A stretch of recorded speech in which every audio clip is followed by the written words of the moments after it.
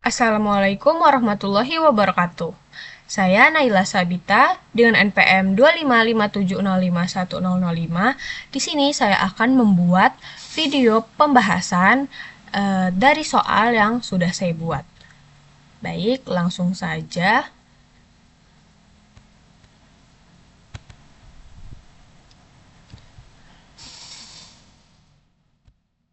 Nah, di sini saya membuat video pembahasan tugas 3 organisasi dan arsitektur komputer. Nah, di sini saya sumber soal dan jawabannya itu berdasarkan buku pengantar organisasi komputer halaman 20 dan 68. Nah, di sini saya akan bacakan terlebih dahulu soalnya. Sistem komputer terdiri dari bagian-bagian utama yang saling berinteraksi. Salah satunya adalah ALU, Arithmetic and Logic Unit.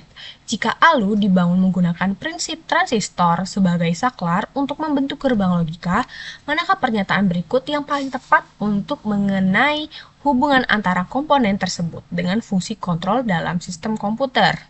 Nah, jawabannya yaitu yang D. Jawabannya saya bacakan. Rangkaian gerbang logika berbasis transistor di dalam ALU digunakan untuk fungsi pengolahan data biner.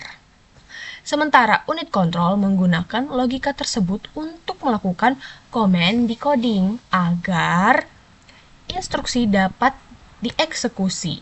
Nah, di sini jawabannya ada di halaman 20 dan 68. Di sini saya bacakan.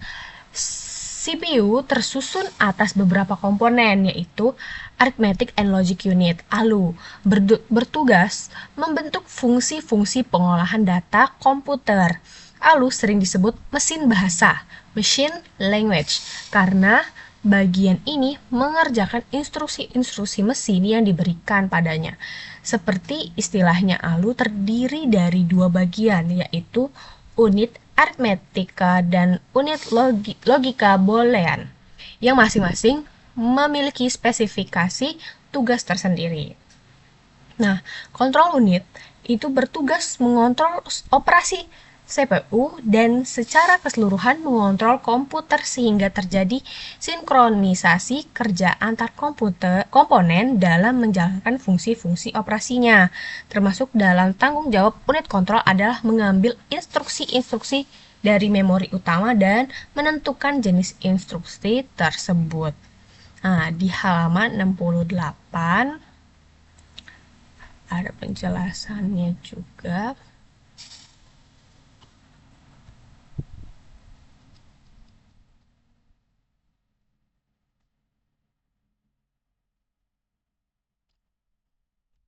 Oke. Nah, di sini dijelaskan juga adapun fungsi komunikasi antara CPU dan modul input-output meliputi proses-proses berikut.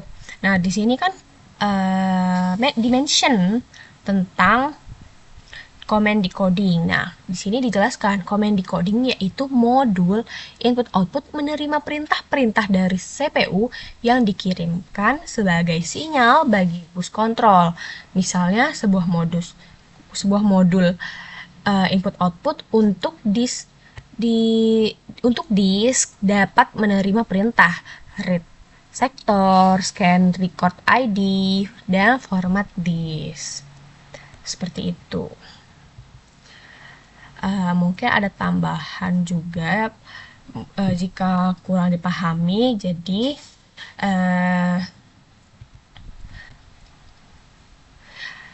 ALU ini tersusun atas unit aritmetika dan unit logika boolean untuk mengolah data biner berdasarkan instruksi bahasa mesin. Transistor adalah, sedangkan transistor ini adalah komponen fisik semikonduktor yang membentuk gerbang logika tersebut.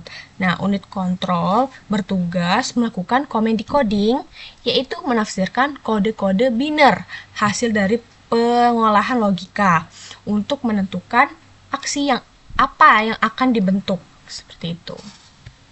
Baik, sekian yang dapat saya sampaikan. Jika banyak kurang, saya meminta maaf. Wassalamualaikum warahmatullahi wabarakatuh.